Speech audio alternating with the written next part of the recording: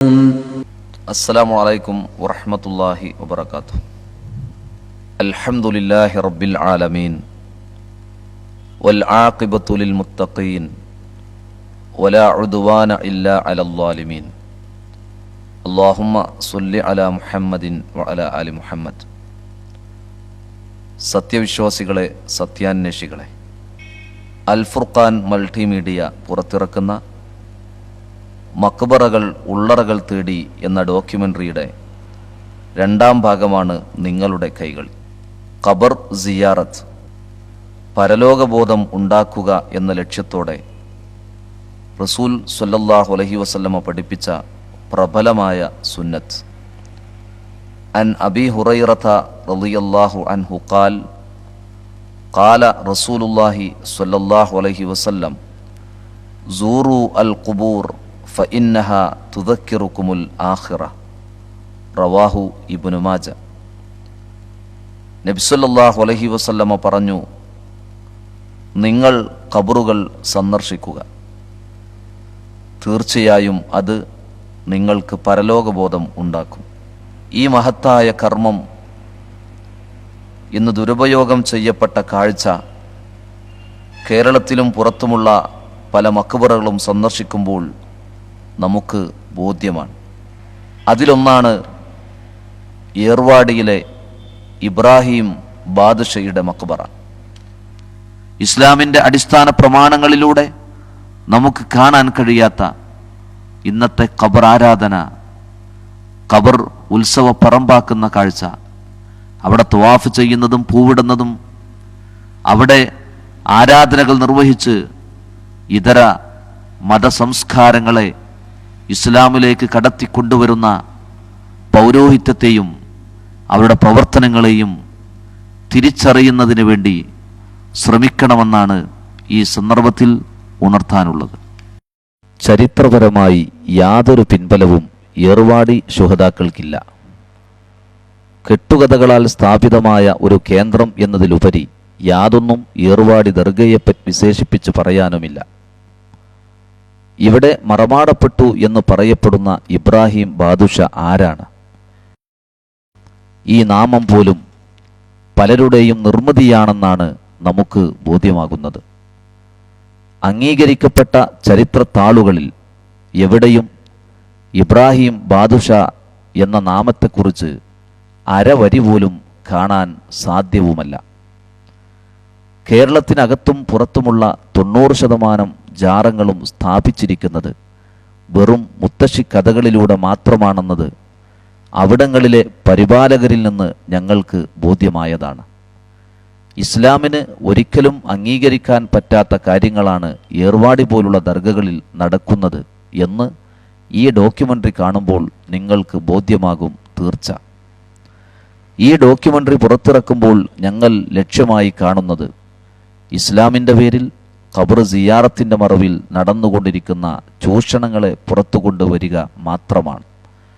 വളരെ പ്രതീക്ഷയോടെ ഏർവാടി ദർഗയിലെത്തുന്ന പാമരന്മാരെ കൊണ്ട് ഈ മക്ബറ വ്യവസായികൾ ചെയ്യുന്നത് എത്രമാത്രം ഭീകരമാണ്, അതിലേക്കുള്ള ഒരു എത്തിനോട്ടമാണ് ഈ ഡോക്യുമെൻ്ററി എന്നത് പ്രേക്ഷകർക്ക് ബോധ്യമാകും തീർച്ച. ഖബർ പൂജയും അതുമായി ബന്ധപ്പെട്ട അനാചാരങ്ങളും കഠിനമായി വിലക്കിയ മതമാണ് ഇസ്ലാം. തൗഹീദിന്റെ കണ്ടകോടാലിയായ ശിർക്കിന്റെ അതിഭീകരതയാണ് ഖബർ പൂജ എന്നതാണ് ഇതിന് കാരണം. ഇസ്ലാമിന്റെ വിരോധികളും പൗരോഹിത്യ കുടിലതകളുടെ ഉപജ്ഞാതാക്കളുമായ കേരളത്തിലെ മുസ്ലിയാക്കന്മാർ ഖബർ വ്യവസായത്തെയും അതുമായി ബന്ധപ്പെട്ട ചൂഷണങ്ങളെയും എക്കാലത്തും പ്രോത്സാഹിപ്പിച്ചുകൊണ്ടിരിക്കുന്നു. ദക്ഷിണേന്ത്യയിലെ സിയാറത്ത് കേന്ദ്രങ്ങളെക്കുറിച്ച് അതിശയോക്തിയും കെട്ടുകഥകളും ഇടകലർത്തി മുസ്ലിയാക്കന്മാർ നടത്തുന്ന പ്രചരണങ്ങൾ സാമാന്യ ജനങ്ങളെ വഴിതെറ്റിക്കുന്നു. ഇസ്ലാം വിരോധിച്ച ഖബർ പൂജയെ വളർത്തുവാൻ പ്രോത്സാഹിപ്പിക്കുകയും ചെയ്യുന്നു എന്നു മാത്രമല്ല, തൗഹീദിൽ അടിയുറച്ച് വിശ്വസിക്കുന്ന സത്യവിശ്വാസികളെ ഖബർ പൂജയുടെ പേരിൽ വെല്ലുവിളിക്കുകയും അപഹസിക്കുകയും ചെയ്തുകൊണ്ടിരിക്കുന്നു. തങ്ങളുടെ സ്വാർത്ഥ താൽപര്യങ്ങളെ മതത്തിന്റെ പേരിൽ സാധൂകരിക്കുവാൻ ശ്രമിക്കുന്ന ഇവർ മുസ്ലിം ജനതയെ വഴിതെറ്റിക്കുന്നതിൽ മത്സരിക്കുകയാണ്. ദക്ഷിണേന്ത്യയിലെ പ്രധാനപ്പെട്ട സിയാറത്ത് കേന്ദ്രങ്ങളിൽ ഒന്നായ ഏർമാടിയെ ചുറ്റിപ്പറ്റി അനേകം ദുരാചാരങ്ങളും ദുർവൃത്തികളും നടമാടുന്നുണ്ട്. ഇക്കാര്യം ശ്രദ്ധയിൽപ്പെടുത്തുമ്പോൾ അത് കണ്ടില്ലെന്ന് നടിക്കുകയാണ് അവർ ചെയ്യുന്നത്. ഏർവാടിക്കെതിരായി ഉന്നയിക്കപ്പെടുന്ന കാര്യങ്ങളിൽ കടമ്പില്ലെന്നും വിമർശകർ സത്യമറിയാൻ ഏർവാടിയിലെത്തണമെന്നും ഖബർ പൂജയുടെ വക്താക്കൾ വെല്ലുവിളിക്കുന്നു. അടുത്ത കാലത്തായി ഒരു പ്രമുഖ വിഭാഗം സുന്നികൾ പുറത്തിറക്കിയ ദക്ഷിണേന്ത്യൻ ചരിത്ര ഭൂമികളിലൂടെ എന്ന സിഡിയിൽ ഈ വെല്ലുവിളി ആവർത്തിക്കുന്നു.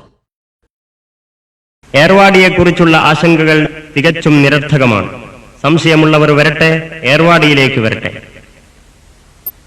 ഇത്തരം വെല്ലുവിളികളും നുണക്കഥകളുമാണ് ഏർവാടിയെക്കുറിച്ച് സത്യസന്ധമായ ഒരു അന്വേഷണത്തിന് ഞങ്ങളെ പ്രേരിപ്പിച്ചത്. നേരിട്ട് നടത്തിയ അന്വേഷണങ്ങളിൽ ഞങ്ങൾ കണ്ടെത്തിയ സത്യങ്ങൾ കെട്ടുകഥകളേക്കാൾ ഭീകരങ്ങളായിരുന്നു.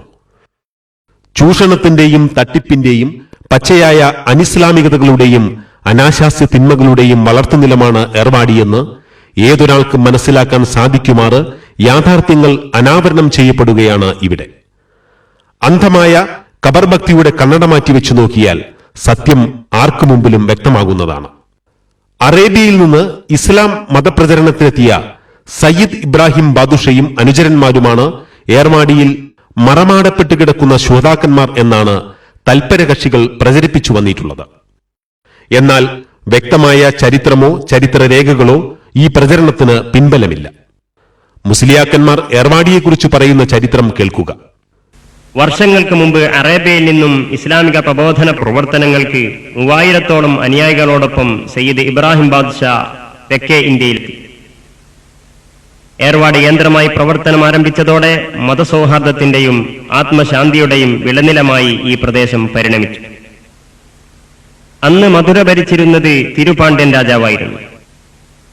അഹങ്കാരിയും അസൂയാലുവുമായിരുന്ന പാണ്ഡ്യന് ഏർവാടിയിലെ പുതിയ വിശേഷങ്ങൾ ഇഷ്ടപ്പെട്ടില്ല.